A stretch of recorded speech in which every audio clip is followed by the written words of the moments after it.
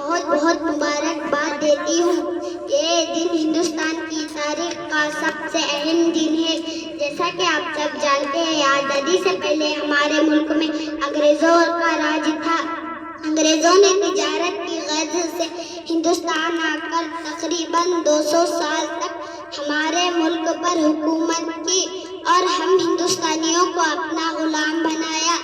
انہوں نے ہندوستانیوں میں پھوٹ ڈالی اور اس کا فائدہ اٹھاتے ہوئے ہمارے ملک کی دولت اپنے ملک لے گئے۔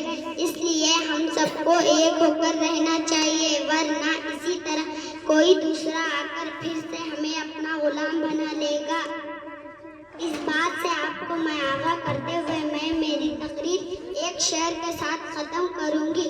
شہیدوں کے مزاروں پر لگیں گے ہر برس میلے، شہیدوں کے مزاروں پر لگیں گے ہر برس میلے، وطن پہ مرنے والوں کا آخرکار یہی نشاں ہوگا۔ جے ہند، جے بھارت۔